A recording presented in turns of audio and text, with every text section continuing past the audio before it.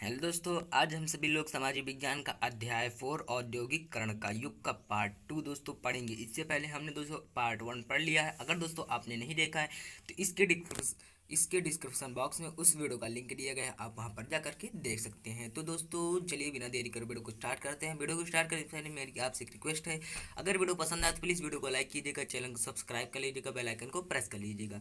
तो चलिए दोस्तों वीडियो को स्टार्ट करते हैं। इस पार्ट की सबसे पहली हेडिंग है कि भारत में फैक्ट्रियों का आना किस प्रकार से हुआ दोस्तों। तो भारत में फैक्ट्रियों का आना 1854 में पहली बार मुंबई में कपड़ा मिल लगी। 1855 में पहली जूट बंगाल मतलब पहली जो जूट कंपनी थी वो बंगाल में लगी। और 1874 में मद्रास में पहली कताई बोई मिल लगी।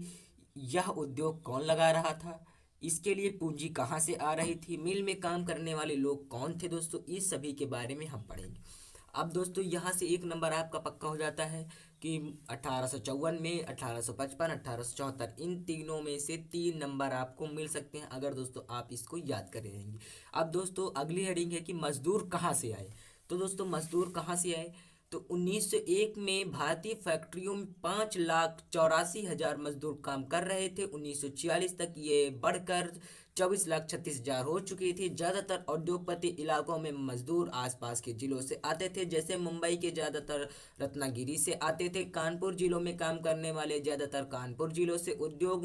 उद्योगपति नए मजदूरों की भर्ती के लिए जाबर रखता था। जाबर यह कोई पुराना और विश्वासी कर्मचारी होता था। वह गांव से लोगों को लाता था और काम का भरोसा देता था और उन्हें रहने के लिए भी स्थान देता था। अब दोस्तों यहाँ पर एक शब्द है जाबर। दोस्तों जाबर ये होता है कि आप जैसे कहीं पर बहुत दिन से काम कर रहे होते हो, उस व्यक्ति का आपके ऊपर उतना ही विश्वास हो जाता है कि वो आपको अपना कार्य भी मतलब करने की इजाज़त दे देता है, उसे ही जाबर कहा जाता है। तो यहाँ पर जाबर एक प्रकार का समझ लीजिए मालिक होता था। उसे उसके मालिक की तरफ से उसका इतना विश्वास था कि वो मालिक का सारा कार्य करता था दोस्तों। अब दोस्तों अगली हेडिंग है कि उद्योगपतियों में औद्योगिक विकास का अनूठापन क्या था दोस्तों। तो इसमें इसमें हम लोग उद्योग के बढ़ने के अलग अलग अनूठे और दिलचस्प बातों के बारे में पढ़ेंगे। इसमें हम लोग उद्योग के विकास की 4 बातों को पढ़ेंगे। अब दोस्तों 4 बातें क्या हैं, उसमें से पहला है निर्यात उत्पाद। जो निर्यातित उत्पाद था, भारत में जितने भी उत्पाद होते थे उसे यूरोपियन मैनेजिंग एजेंसी नियंत्रित करती थी, इसलिए वे उन्हीं चीज़ों का उत्पादन करवाते थे जिन्हें ब्रिटेन निर्यात किया जा सके। जैसे भारत में चाय और कॉफ़ी बहुत बेहतर किस्म का होता था, इसलिए दूसरे वस्तुओं के मुकाबले इसे ज़्यादा प्रोत्साहन दिया जाता था। अब दोस्तों यहाँ पर ब्रिटेन ब्रिटेन एक प्रकार मतलब यहाँ पर जो भी उत्पादित किया जाता था वो ब्रिटेन भेजने के लिए ही उत्पादित किया जाता था, इसलिए जो यूरोपियन कंपनी थी वो ब्रिटेन के लिए मतलब ब्रिटेन जो चाहता था उसी को ही उत्पादित करवाती थी। अब दोस्तों अगली हेडिंग है कि प्रतिस्पर्धा से बचना।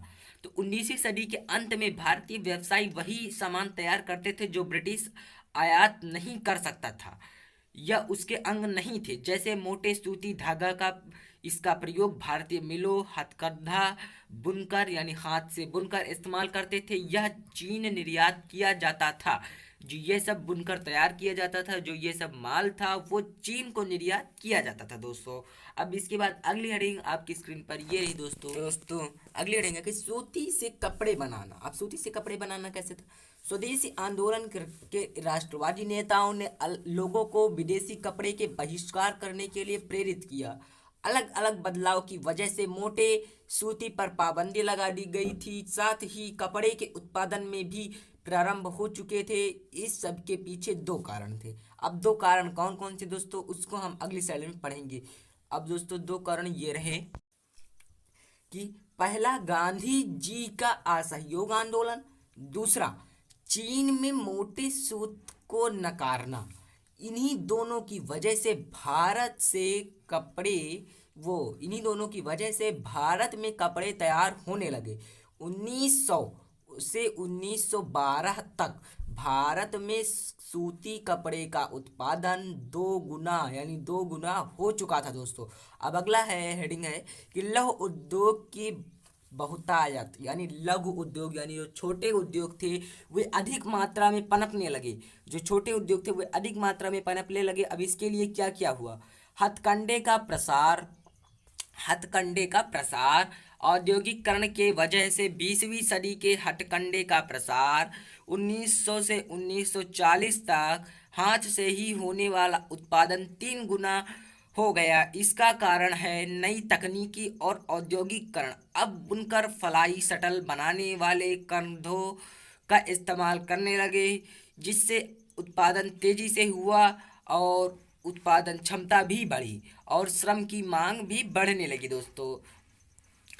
तो यहाँ पर ये होता है कि मतलब उत्पादन बढ़ा, श्रम की मांग बढ़ी। जब उत्पादन बढ़ेगा तो काम करने वालों की भी मांग बढ़ेगी ही बढ़ेगी दोस्तों। अब अगली हेडिंग आपकी स्क्रीन पर ये रही दोस्तों। नहीं दोस्तों, हेडिंग नहीं है, मतलब इसी में के है टॉपिक कि उस समय सूती सामान को दो नजरिए से देखा जाता था। अच्छी गुणवत्ता वाले कपड़े समान कम गुणवत्ता वाले सूती कपड़ों जिसे अमीर लोग प्रयोग करते थे, जिसे गरीब लोग प्रयोग करते थे। इसकी मांग अस्थाई मांग से अस्थाई थी। गरीब की मांग अस्थाई इसलिए थी क्योंकि गरीब किसान खेती पर आश्रित होते थे। खेती प्रकृति पर निर्भर करती थी और प्रकृति अस्थाई है, जबकि अमीर लोगों की आय स्थिर रहते थे, इसलिए अमीर मांग स्थिर रहती थी दोस्तों। तो इसको दोस्तों आपको समझना है, आपको याद नहीं करना है दोस्तों, मतलब आपको समझ लेना है, आपको ऐसे ही याद हो जाएगा दोस्तों। अब अगली हेडिंग आपकी स्क्रीन पर ये रही दोस्तों। तो दोस्तों इसी के साथ आपके यह चैप्टर खत्म होता है दोस्तों। अगर ये चैप्टर आपको 2 वीडियो में मैंने पढ़ाया है, अगर दोस्तों दोनों वीडियो आपको पसंद आए तो प्लीज़ वीडियो को लाइक कीजिएगा, चैनल को सब्सक्राइब कर लीजिएगा, बेल आइकन को प्रेस कर लीजिएगा। तो दोस्तों आपसे मिलते हैं अगले वीडियो में। थैंक्स फॉर वॉचिंग, धन्यवाद दोस्तों।